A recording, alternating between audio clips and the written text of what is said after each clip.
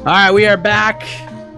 UFC 260 going down tomorrow night, and we are here to talk about that card, including the big one for the heavyweight championship of the world, the rematch between Stipe Miocic and Francis Ngannou, going down tomorrow night at the Apex in Las Vegas.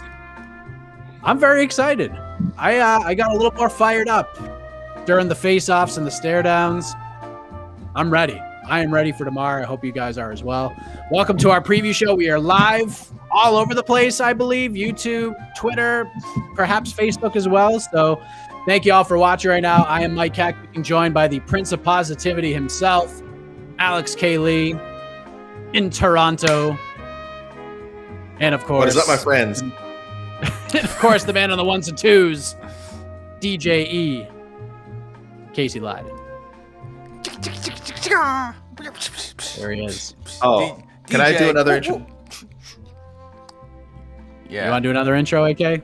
Yeah. I think I wasn't sure whether I should do like a silent wave or I just wanted to go UFC 260, Miocic Ngannou 2 heavyweight title rematch. So the preview show has become the Arsenio Hall show. That's great. That's great. I just think people are. I'm not feeling a lot of energy around the card. So I'm just bringing a little ice in here. I had energy to do your woo thing. Then it kind of. I'll tone it down. Bring it back, man. This is cage fight. Bring it back. Bring it back. There you go. Align your center. Find your chi, AK. You're the Prince of Positivity. We need you, man. Listen. What we're going to do is we want it mostly to be about you guys. Like, I know we're going to do the pre-fight Q&A tomorrow, and it'll be more about you guys, but we have a lot going on. We had the weigh-ins. We had the face-offs. We had Miesha Tate. We had Daniel Cormier. We had Aljamain Sterling apparently going full heel turn, which is honestly pretty cool, if we're being honest. It was just kind of weird to think about, but he should lean into this whole thing. And then coming up at the top of the hour, more combat sports. There's a press conference for the Jake Paul versus Ben Askren boxing match on April 17th. José Youngs, the man, the myth, the legend, en route to that press conference. So we'll have that for you as well. I'm sure that'll be loads of fun, lots of trash talk. Should be glorious. But for the meantime, it's all about UFC 260. Of course, the main event for the heavyweight championship of the world, Stipe Miocic versus Francis Ngannou. AK, we talked all about this on Between the Links, so I'm going to start with you, Casey Leydon. I know you gave your take on the weigh-in show about this fight. So I guess my question is for you, how much do you feel like Francis Ngannou has improved? Because that's the big question heading into this fight, because the sample size since that first fight at UFC 220, Stipe dominated. He loses to Derek Lewis, and then he's had 4 first-round KOs, nothing like over a minute and 10 seconds since then. He's fought for less than 3 minutes since the Derek Lewis fight. How much can one improve in that amount of time, especially when they're getting quick finishes like that? Well, he can definitely improve a lot.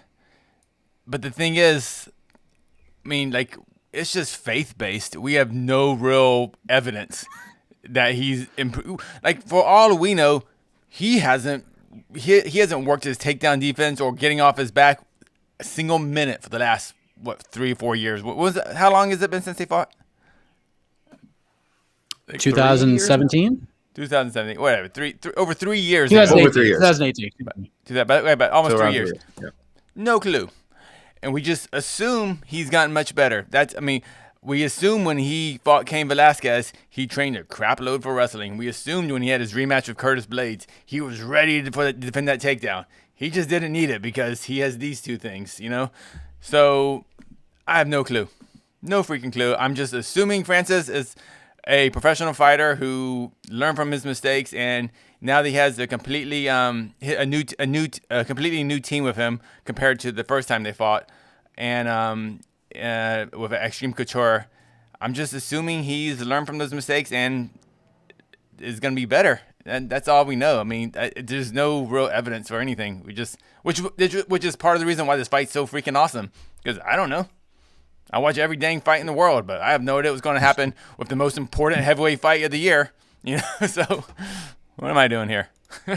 Well, probably the second most important because John Jones awaits in the wing. So let me ask you this. That's a myth. We'll see if that happens. Still not buying it. Yeah, still not buying it. Let me ask you this, AK, because I've had people DM me about this, and I wanted to get your take on this because we covered like every angle of this fight on Between the Links and all the different hot takes and stuff like that. What happens if Francis Ngannou loses again to Stipe Miocic? And I asked that question because after he lost to Stipe at UFC 220, it took him 5 fights to get back to the spot. And a lot of people thought he deserved this title fight, after 2 knockouts, like when Cormier was the champion. Of course, they were tied together, DCA and Stipe, but here we are. But the heavyweight division, now we get John Jones, Derek Lewis is emerging, and now we got some young whippersnappers trying to make their way up there as well. Do you feel like this is Ngannou's last chance to become champion? Not at all. Not at all. I'll make a bold prediction. If he loses on Saturday, is it his last chance to fight Stipe Miocic for the championship? I would have to imagine almost definitely, because I say that because I think we know that Stipe Miocic, I don't know, maybe he fights for another 5 years. I would doubt it. I think Stipe Miocic takes a few more big fights, possibly a John Jones matchup, of course. How can that not be of interest to him, both from a monetary standpoint and wanting to challenge yourself? I'm getting to fight friggin' John Jones, possibly becoming the first guy to give him his first defeat. But other than that, once he fights John Jones, if that happens, win or lose, I think if you're Miocic, you're gonna plan to step away at some point. Certainly, if you can afford to. He's been in a lot of tough fights. I don't think he's looking forward to going through facing the next wave of heavyweight challengers. Maybe he can beat them, maybe he can't. But it's a tough division to fight, and it's a lot of damage you're going to take. I don't care who you are. That first Ngannou fight, we always say, man, he won, he dominated, and yet by the end he seemed pretty exhausted. Maybe he wasn't hurt, but it was like that was a legitimately tough fight, even though he was in control for most of it. So to focus my answer, no, Ngannou will get another shot at the heavyweight title after Miocic retires. Assuming he doesn't beat him on Saturday, at some point Miocic will be out of the way. I think Ngannou is going to be fighting for a long, long, long time, and I would still pick him over pretty much anyone else in the heavyweight division right now. So unless one of these guys coming up makes a big leap. I think Ngannou is the guy to beat should he not win on Saturday and should Miocic retire and eventually vacate the title. So not his last chance at all. Last chance at Miocic, yes, but Ngannou will be UFC champion someday. And let me just clarify. I don't think that this is Ngannou's last chance either. This is just a question that has been brought up to me a few times, so I wanted to present it here since, AK, we did 30 minutes on this friggin' fight during Between the Links yesterday. So we've hit it from all angles. So let's just make our pick here and then go. We'll touch on the co-main event and then we'll go to the peeps because we got probably like 30 minutes or so before we go and get ready for the press conference. You both are with Francis, right? You're both #Ngannou. AK, let me start with you. More specifics. Look, I've just, and I hate to do it because I think Miocic is in great shape. He's a great athlete. I think the best version of Miocic, maybe, probably. Let me be more affirmative here. I think the best version of Miocic beats the best version of Ngannou. And I say that knowing that maybe we haven't seen the best version of Ngannou yet. So to be fair, but from what I know, I think the best version of Miocic beats the best version of Ngannou. But Miocic is 38 years old now. That's a lot of years since their last matchup. I think Ngannou is only further into his physical prime. So just taking into account just logical kind of physical regression and assuming Ngannou has made any improvements from that first fight again, and this is an assumption because we don't know because we haven't seen it in actual practice. I have to go with Ngannou. He was close a couple of times the first encounter to landing one of those kill shots, and I think he does this time. I think he gets the finish in the first or second round. A quick one, Casey. You're on team Ngannou as well here. First, second round as well for you. I'm either, I go Ngannou within the first 90 seconds or Ngannou early second round.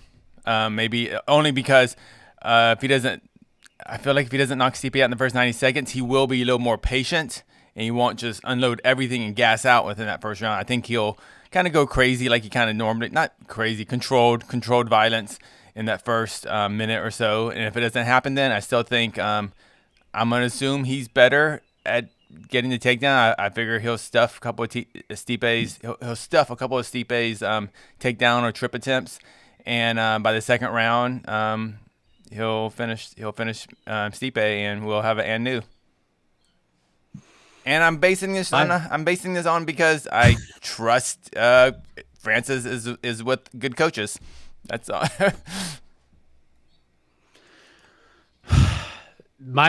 This could very well change tomorrow. I talked about this on the weigh-in show. I'm going with Stipe Miocic to retain tomorrow for a number of reasons. One, sometimes as good as any fighter can be, sometimes one man just has your number. And I don't know if Stipe is the guy that has his number. He certainly had his number at UFC 220, and we've seen what Francis has done since then. Yeah, the fight against Eric Lewis, there's some mental things there. He's talked about it before, but man, did he come through 4 ferocious finishes in a row. Could Francis go out there and knock Stipe out in the first minute of the fight? Absolutely. He could do that to any man on earth. But Stipe is 100% ready for that. His team is 100% ready for that. And I feel like for Stipe at this point, beating Francis Ngannou is, a nice little notch in the belt. But it's kind of like the way Kamaru Usman is approaching the Jorge Masvidal fight. Like, yeah, let's go in there, and I already beat the man, but I want to stop this man. I want to go in there and stop him. I want to make it more definitive than the first fight. And I feel like Stipe, deep down inside, even though he won't say this out loud, because he's a very relaxed individual, he just wants to fight, doesn't want to do anything else, I think he feels the same way. I think that competitive nature inside of him to not just dominate the fight, but to stop Francis Ngannou is in his head. Like, that's a goal he has in this fight. I think he has more ways to win. Clearly, the longer the fight goes, the more it favors Stipe. He's just got to weather that storm, and that storm that's coming at him is a Category 4 hurricane, and it's a dangerous one. But if he can survive it, I think he wins this fight. I think if it gets midway through the second round, things change, he gets it done.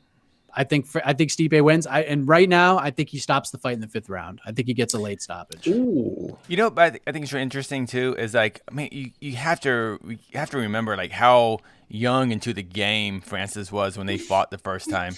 And like I kind of compare this a lot to a little bit when Stipe lost to Stefan Struve. If they were to rematch anytime after that, everyone would pick Stipe. Because Stipe was kind of so young. I think that was his first main event when he fought Struve, and it was a lot of firsts for Francis too when he fought Miocic for the title. And but the big kind of unknown for me actually is what you talked about, Mike, is the mental hurdle. That Derek Lewis fight, that one really worries me, because could Francis basically come out there and kind of like true, not like Dana White said Kevin Holland a mental breakdown, but could Francis have a mental breakdown when he sees if he gets taken down? Is he gonna flash back to that first fight? Is he gonna freeze up and just not fire and not throw his hands at all because he just I can't worry about the takedown? And could this possibly be a Lewis Ngannou type horrible 25-minute fight? I don't know. But I think that possibility is out there. I just want to put it out there just in case it happens so I can take lots of credit for it. Yeah. I think I wonder, and I said this before the face-offs, I wonder if Stipe is going to throw a lot of kicks in this fight. I know it's dangerous territory, but if he starts lighting up that calf of Francis Ngannou, starts landing leg kicks, it's a different fight, man. It's a different fight. And we've seen what Stipe needs to do to win this fight.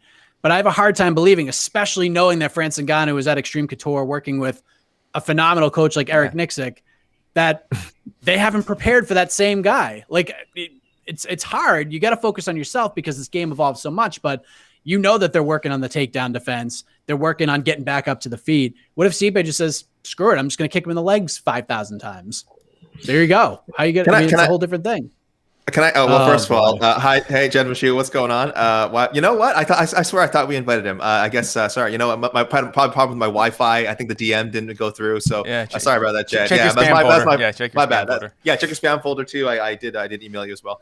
Sorry, that's my fault, guys. I want to add. I like that you mentioned Eric Nixick, of course, Mike being his coach for this fight. I love that Eric said a couple of weeks ago, I'm watching the first fight every day. So I just have this image of him just like beautiful minding it, just like he hasn't slept in like 2 weeks. He's probably watched it more than once a day, and he's like 2 or 3 times a day. He's just on the window like this. Yes, this is the angle, with best angle to approach to avoid takedown. And I also love that Kamaru Usman's in his corner. I get it. These are all factors outside of what's actually going to happen. But it's cool. Like, again, since, as we said so many times, we don't know so much about Ngannou's improvements in the cage. We at least know he's surrounding himself with like a super team ahead of his next title opportunity, and that's very cool. And I think I think these things do matter. When you reach this level, every little degree matters. I know people will say, well, like if Kamaru Usman coached me against someone, it's not going to make a difference. I'm garbage. But but at this level, when you're talking the best of the best of the best, if Kamaru Usman can make like Ngannou even like 2% better, and if Eric Nicksick can make him even 2% better, that's the level that him and Miocic are at now. So you just need that much more of an edge, and that, whatever advantage there may be, it could be the difference between the knockout he couldn't get in their first fight and the knockout he might get on Saturday. Such a fascinating fight. Like, it's really interesting. I say these things like I know what's going to happen. Casey said it best. I have no idea what is going to happen tomorrow night. It's so interesting, and that's what makes this fight so good. And I think that kind of speaks to the co-main event as well, because we got Vicente Luque, massive favorite, minus 230 against Tyron Woodley, who is more than a 2-1 underdog right now. The former champion who has lost 15 rounds in a row in dominant fashion to Kamaru Usman, to Gilbert Burns, to Colby Covington. This is do or die for Tyron Woodley. I mean, we've seen what's happened with Overeem and Dos Santos, and we've seen what has happened with some of these guys who were former champions or fought for the belt. And these guys that are making money, if they're not winning fights, they get shown the door. And if Tyron Woodley loses 4 in a row, doesn't matter at this point. Like, you could say, oh, he lost to the 3 best welterweights, but if he loses to Vicente Luque, AK, you have to imagine this is it, right? No, I mean, Marion Renault is getting another shot, right? I mean, that's Marion Renault is not making Tyron Woodley money. She's not making Tyron Woodley. She has said that this is her. She has said it's like her retirement fight. So like, it's almost like they're like, okay, well, we're doing a mutual, and also she's doing them a favor because Miesha Tate needs an opponent, and it's like, who's a veteran that she can fight that's a winnable fight. And Marion Renault is tough, but I'm saying, yeah, you're right. It is different circumstances. That's the point you're making. But I do think he has enough. You're right. The money is a big factor, but I think there's a certain amount of star power Tyron brings that I don't think this will be his last fight. I think we're talking one more. I'd also like to know what his contract status is. I guess we should probably figure out his contract status, because if there's like 2 fights left, obviously I would think they would let him fight out the last fight in his contract and maybe figure it out from there. But no, I don't think it's the last fight. But we talk about how intriguing the main event is. This is intriguing, but for a different way. It's a great matchup. It's a great matchup, logistically speaking, where Tyron Woodley is in his career and where Vicente Luque is in his career. So no faulting that, but I'm concerned, Mike. I'm concerned for Tyron Woodley. I want to be proven wrong. Because I think I definitely picked against him in the Covington fight, and for good reason. I still thought he'd be more competitive than he showed. Maybe I didn't pick against him. You know what, guys? People, don't go to MMAfighting.com and check my predictions for that fight. Okay, we don't need to do that. But after that, I think I maybe kind of made an agreement with myself. I don't know if I can pick Tyron Woodley in a fight again. I was really discouraged, I think, by what I saw in the Covington fight. And again, Covington's a great fighter, so it's not like he'd lost to, we said, didn't lose to a schlub. But it's how he looked. It's the result, just it looks bad enough, and the actual fight, I think, tells an even worse story. So Tyron Woodley, for some reason, this clip makes it to you. I know he's a very media savvy guy. Please prove me wrong. I don't know. I don't know what I'm talking about. So please prove me wrong and put forth one of those championship level performances, win or lose. Put forth one of those championship level performances on Saturday. I think that's what I and everyone else wants to see. So Casey, a narrative that I've heard a few times is, if Tyron Woodley's going to win a fight, this is the fight. Like, I'm not comparing him to Ike Villanueva, but Ike Villanueva losing the fights he had going into his last fight, the narrative was, if Ike's going to win a fight, he's got to win his last fight. You know what I mean? With the opponent that he had. And this is no disrespect to Vicente Luque, because Vicente Luque is a monster. But Tyron's not going to fight. I mean, these are the guys at this point that if Tyron can't beat, like, you have to start to question things. And Vicente, like I said, is a very good fighter. But Tyron is a former champion. He's only losing to like the best of the very best throughout his career. Is this do you kind of view it the same way? Like, if Tyron is going to get a UFC win, it's going to be tomorrow night. Well, first of all, I didn't think we'll be talking so much about Ike Villanueva today, so that's exciting. But I understand what you're saying. Yeah, no, I don't agree. I think Tyron can lose this fight and still be a relatively a ranked welterweight, because everyone what both guys have in common, Luque and Woodley, is they lose to the best of the best. They haven't lost to nobodies. So I just don't. I think this fight's really important for Tyron to know if he's ever going to fight for a title again, which I doubt. Even if he wins this fight, I just think the age is too much of a factor to overcome. But no, I think if as long as Woodley doesn't get grinded out for 3 rounds, if he loses like a slobber knocker and kind of just starts throwing hands and gets caught, then I think that's different. I think we're just worried that Tyron Woodley isn't going to look like he's trying, because that's just the impression we get. It's like, well, he looks in good shape, but he's just not trying hard enough. And I felt like we said a lot about Kevin Holland even last week. Well, he just needs to try harder, which is it's a weird thing that we say, but that's what we feel. Like Woodley just doesn't look like he's motivated in there. But Luque isn't the type. Luque isn't Gilbert Burns. He isn't Covington. He isn't Usman. He's not a guy that's going to be able to hold Woodley against the cage or on his back for 15 minutes. So that's why this fight's very different. That's why I love this fight. AK, you got that ponderous look on your face. Is there any chance that he retires? Is there any chance that he retires either because it takes another loss, or he wins and decides this is I know he's said something this week about going out on top, and maybe that means fighting for a title someday or not. But like we said, that seems unlikely. Is there a chance he puts on a great performance on Saturday and has a feeling of like, this is now the time for me to step away? I have a family. I have other business interests. I'm mostly relatively undamaged, I guess, or probably as healthy as I can be right now, and I don't want it to get any worse. What do you think? Retirement either way, win or lose? I don't know. I mean, it's possible. It's possible. I don't see that quite yet. If he gets I was gonna say if he gets a big knockout over Luque, I was like, oh, that'd be a good way to go out. But I don't think Tyron's that guy. I think he still feels it in him that he still feels he could beat Usman. He still feels he could beat Covington. He still feels like he could beat Burns. He's that guy still. He still thinks he's on the number like first team. But unfortunately, maybe he's like a third team guy now. I don't know. I mean, clearly I think no matter what happens, he's good enough to be in the UFC, even be like a top 15 guy. Now, is Woodley going to be okay with not being the best and just being a really good fighter? I don't know. Very interesting fight. If you hear a bunch of yelling, it's my kid all angry and hulking up there. So I apologize if you hear that. No. I don't think it's coming through. It's driving me crazy. So there you go. Luque, a pretty sizable favorite in this fight. Biggest favorite on the card is Sean O'Malley, still at -305. Thomas Almeida, the comeback on him is +275. Jed Meshew, 0% chance he walks away if he wins. I'm probably with Jed on that one, but who knows? I'm not talking money and contract stuff, because that's a whole other issue that we actually just don't know enough information about to really because the money, like Mike said earlier, Willie doesn't fight for the same pay that Mary Renault fights for, so that's gonna be a business decision on the UFC and Tyron Woodley's part. But just as far as competitive spirit, no way he retires off a win. I agree. Yeah, we'll see what happens. I mean, again, very interesting fight. I have no idea how this fight's gonna play out.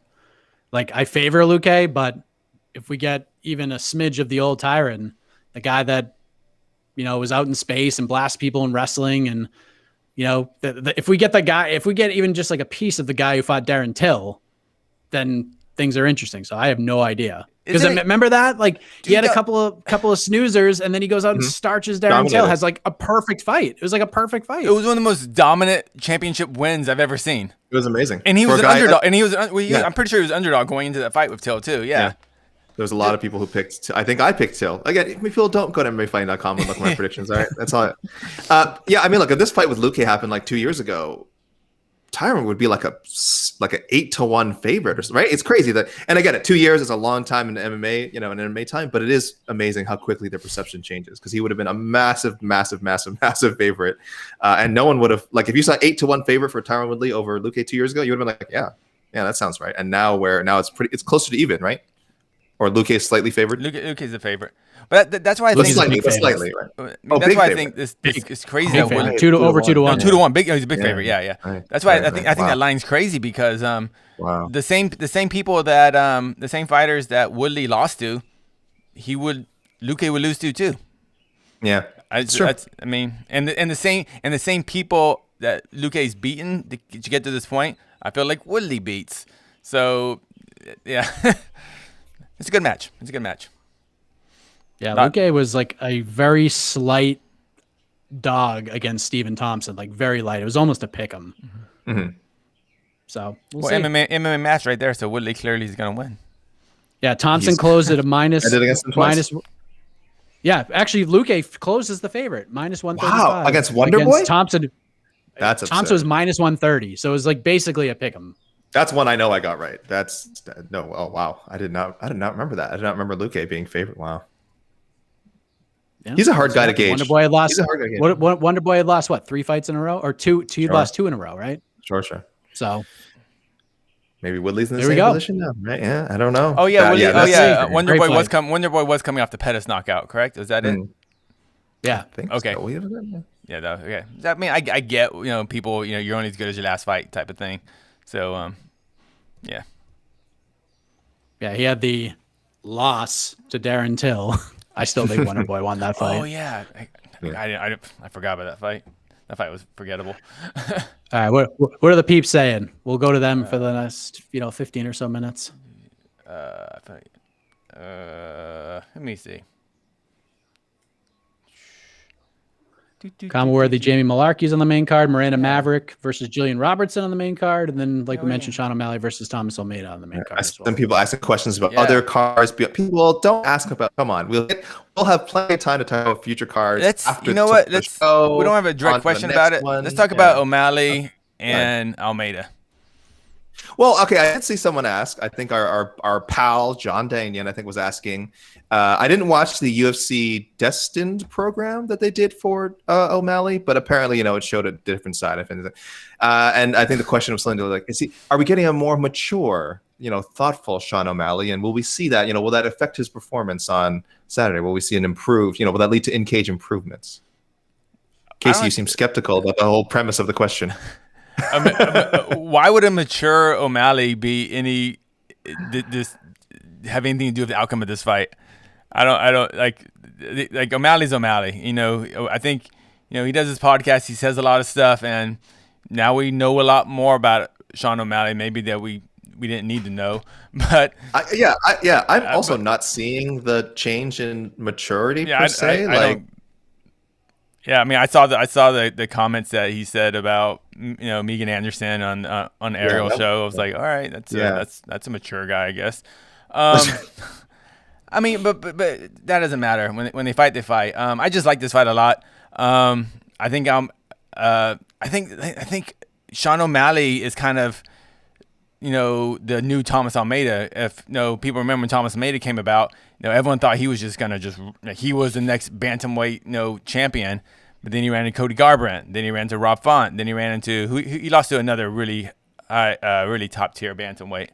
But and I think Rivera. Yeah. So he lost to two. He lost to basically 3 top 5 bantamweights. Does that mean Thomas Almeida sucks? No, it just means he's not top 5. Now people said the same thing about Sean O'Malley. Oh, this guy, he's gonna once he knocked out Wineland, he's like, oh, this guy's gonna be fighting for the belt soon. And then we saw what happened with the Vera fight. Now, obviously, he took that loss uniquely, I guess. And so we're just gonna find out, whose hype is real. John wanted to clarify. He meant would this new personality affect his star power? And it's like, no, maturity never makes you a bigger star in the UFC. This is definitely not. People like me in the media, hoity-toity people like me in the media might be like, oh yes, I love this new Sean O'Malley. He's so classy now. But your average fan, they don't give a crap. What? They don't want to see a kinder, gentler Sean O'Malley. That's not a thing. Yeah, remember when Conor McGregor got on mature? And then he got his butt kicked by Dustin Poirier because he was like the polite Conor McGregor. Get out of here. The most boring press conference ever. I'm just saying.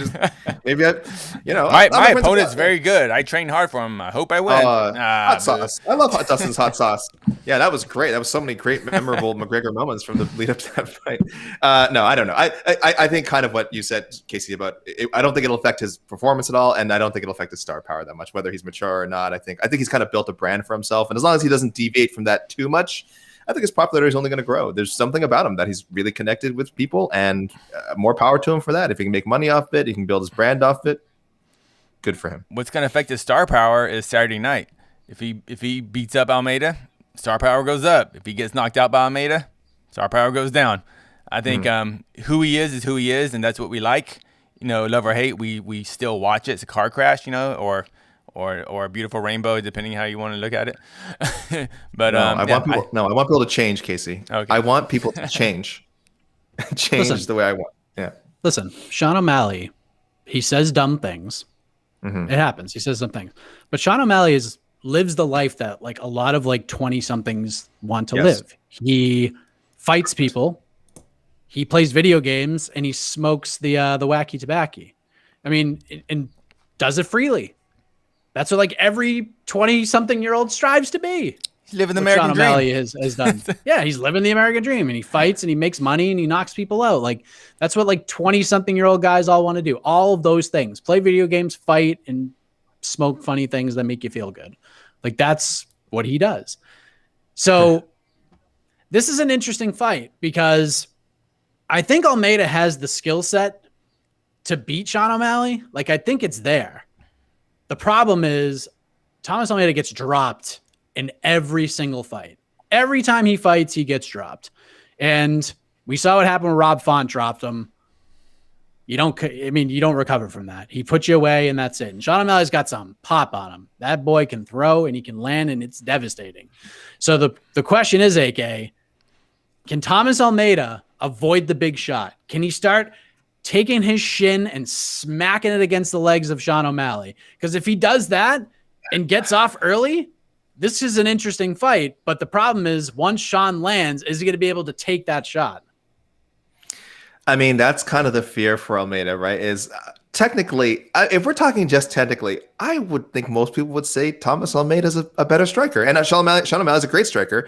It's just Almeida is really, really, really good. And like I said, maybe the results that people have seen recently, people have forgotten. But again, it's been against high-level competition. He's a great, great, great striker. But yes, he does have a tendency to get hit. And again, when you're dealing with someone like O'Malley, he can come at you with some pretty crazy angles. And I think is one of the more potent finishers at 135 pounds. That could end up being his downfall. So, again, I haven't finalized my picks yet. I do think I'm leaning towards Almeida, but it seems like a very, very dangerous pick to make based on all the things you just mentioned, Mike. It's like, will we see, we talk about the maturity of O'Malley. Will we see a more focused, more mature Thomas Almeida? Are we possibly seeing the beginning of the sort of the second stage, the resurgence of Almeida, or are we going to see a lot of the same old mistakes we've seen in his fights, which has us, talking about him almost like he's a missed opportunity, even though he's only 29 years old. You know what I mean? But it's funny, is missed opportunity, cautionary tale. Will we see that version on Saturday? Hopefully not. Hopefully we get a competitive fight from both guys. But we know how this game works sometimes, and how much disparity there is between how we view the winner and the loser. So I don't know, leaning towards Almeida, but that O'Malley finishing power is it can't be discounted. Casey, the way I look at this fight is that Thomas Almeida, and we were raving about Carlos Condit and how exciting his fights have been in his career. If Thomas Almeida can find like the Carlos Condit that fought Nick Diaz, he has a good chance of winning this fight. Like just landing the leg kicks, being very patient, not getting into that like rumble style that put him over. I mean, Thomas Almeida likes to stand in there and throw bombs and take bombs and just have exciting fights. Can he tone that down? Like, do you think he can flip that switch and be more technical, be more patient, and pick his shots and kind of win a boring decision? Because I think that's his true path to victory here. No, I don't think he can do that. I don't think that's no. No. I think it's gonna go. I think it's just gonna be a battle of chins in there. They're gonna punch each other a lot, and they're going to see who's more durable. I think that's what's going to happen. And I don't know who's more durable. With O'Malley being what is he, like 5'11", he's giant height. You got a giant height and reach advantage, but that comes at a cost. It comes you're basically I don't know. I don't know if O'Malley is durable enough to face these top bantamweights. I don't know how hard O'Malley's weight cuts are. I don't know if he's going to be a 35 forever.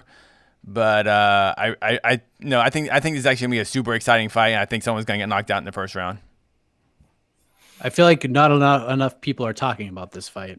Oh, yeah. Especially with O'Malley coming back, and Almeida's got the weapons. I mean, this is not like what happened in the Vera fight is not the first time we've seen O'Malley deal with leg kicks and have leg injuries. This is that was like the third time it's happened to him.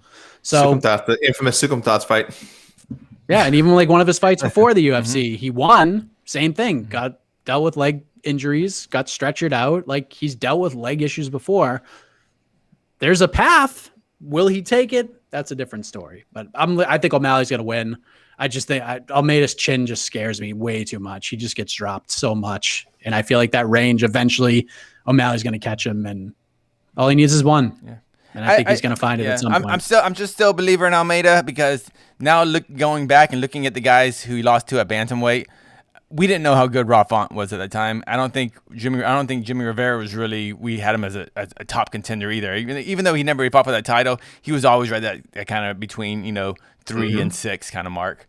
So I'm still in the Almeida train, but I can jump off real quick to the O'Malley one. It's right there. So. I like this main card. I'm not saying that outside. I'm not saying that outside of the heavyweight title fight, everyone should rush to purchase this pay-per-view based on like the rest of the main card.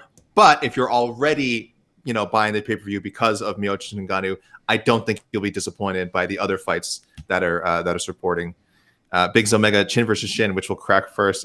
Those leg attacks can be it's gonna be a big part of the fight for sure. But I like this main card. There's your poster. I like this main card. I don't think people will be disappointed if they shell out there. If you're already planning to shell out your money, you're gonna have a good show to watch. I think. Yeah, Worthy Malarkey will be a good one. Someone's going to sleep in that fight more than likely. Maverick Robertson's really interesting. Good stuff. And then the 3 fights we've already talked about. It's a good little. It's a good main card. It's a fun one. Yeah. Competitive. It's a good main card. Yeah. If you got $70 to throw down, it should be 5 good fights. Yeah, exactly. And you have a very compelling heavyweight rematch at the top. So, it's not. I don't think it is bad a pay-per-view card as some people are saying now. After it lost the Volkanovski Ortega fight, I don't think it immediately became like now this is it. Now I have to pass. It's like no, it's still a pretty strong card with a very very good main event. Yep. All right, we got a few more minutes. Anything else from the peeps? No, I think everyone's, Think we're good? I think we're good. Listen, we're going to talk more about this tomorrow. Yes. I mean, we've talked about this a lot already. So, I don't know. Pre-fight Q&A.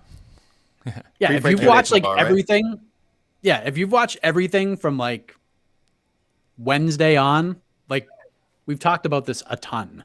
So we're trying to keep things fresh and ask different things, different narratives that I've heard and people have sent to me. And we'll talk more tomorrow. Should Francis focus on body shots? Surely his power would be wicked to the body, not just the head hunting. That's an excellent question, Michael Easter. Everyone should be focusing on body shots. Yes. Everyone should be focusing on body shots. Yes. But of course, if Francis wants to increase the chances of punching someone in the head, punch him in the body. Hands drop. Oh, look, I can punch the head now. So, let's hope Francis, he doesn't have a body shot KO in his career, does he? I don't think he has a body shot KO even before the UFC. I don't think. No, not that I'm aware of. But can you imagine? No, not gonna think about it. No. One of those rib roasters. Imagine that uppercut that hit Overeem, but imagine that right into your rib. Yeah, you might never fight again. You legitimately might never fight. That might just end you. You know what I mean? One clean shot. I know people are saying you getting punched in the head. Well, I mean, yeah, but I'm talking about imagine just your rib just shattering, just becoming liquid from a Francis Ngannou body shot. That is another fun aspect to watch to see if he mixes up his striking a bit. Because again, there was a lot of head hunting in that first fight. We know there was a lot of head hunting. Imagine if he tightens up that boxing, is throwing in body work. Oh my gosh. Yeah, as far as I remember, he's only fought less than 4 minutes in his last 4 fights. I don't think he even threw anything to the body. No, didn't have to. Yeah, didn't have to. It's a waste of time. Didn't have to. The head's right there. But with Miocic, it'd be a little bit more difficult if he starts mixing that body work, man. I would love to see that. There's a lot of interesting fights from like a betting perspective on here that are. Mike, don't do this. Don't do this, Mike. No. I'm just saying there's a lot of live and interesting underdogs on this card. They're risky, but a lot of these big dogs have paths to victory. Like where I wouldn't be surprised if they won. So there are some interesting ones. I think Modestas Bukauskas being a dog, that's one of those situations where Oleg Zaechuk is a hammer and nails kind of guy, and he could absolutely put Modestas Bukauskas out in the first round, no doubt about it. But Bukauskas has made a living off of weathering storms and taking guys out, and we've seen Oleg Zaechuk sort of wither away as these fights go on, and so that's an interesting dog selection. I think Jared Gooden's an interesting dog against Nurmagomedov, because let's just be honest, if this fight's on the feet, Jared Gooden wins this fight every single time. So it's just a matter of, can he stay off his back? If so, can he get back up? That's an interesting 2-1 dog to look at as well. That Nurmagomedov name is going to break a lot of heart. We've said before, kind of like, obviously, that most of these Nurmagomedov guys, whether they're related to Habib or not, are obviously coming from a very strong background. But I feel like the name is pushing the odds just a little bit further every time than maybe they should be. Because I think that happened with Saeed. Yeah, I think Saeed. Well, he was the one he lost. He lost like his debut, I think, right? Didn't Saeed lose his debut or lost his second fight? And I think he was pretty heavily favored. I'll have to look that up again. But yeah, it's definitely minus 240. That's big. Yeah, remember Umar's debut, who's fighting like a legit dude, and he was like a gigantic favorite. I mean, he won. He performed phenomenally, but Morozov. He came through. Yeah, Morozov. That's what it was. Yeah, but yeah, there's something. Almeida's an interesting dog. Woodley's an interesting dog. I think Stipe Miocic is an interesting dog. I mean, there's a lot of dogs that are worth a look. I mean, Jillian Robertson is a dog. I mean, I think Miranda's going to win, but still, Jillian is a very dangerous fighter in those first 5 minutes. We'll see.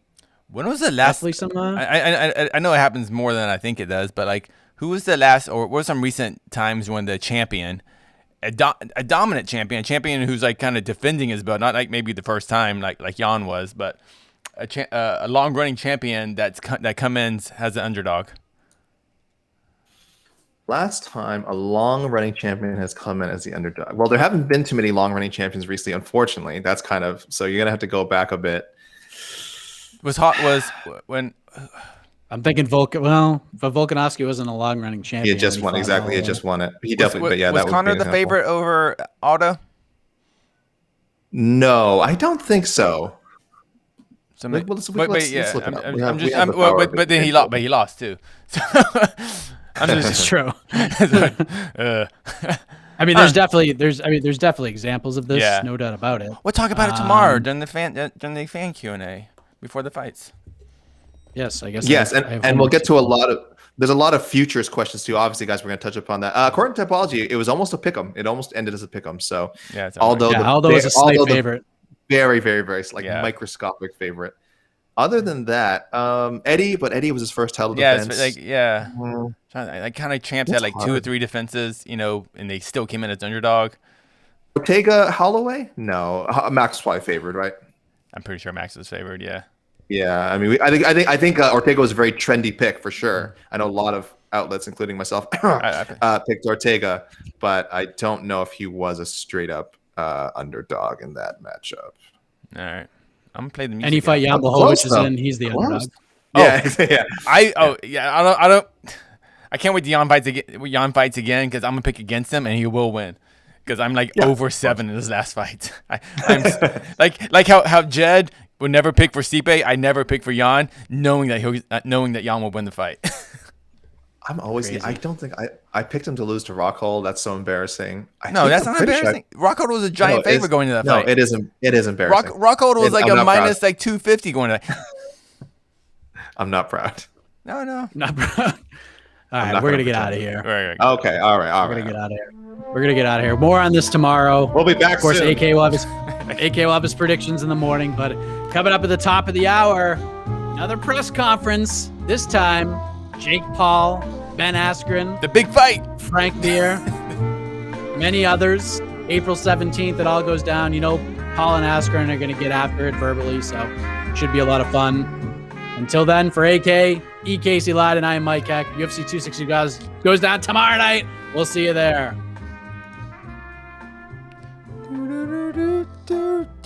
Happy birthday, AK.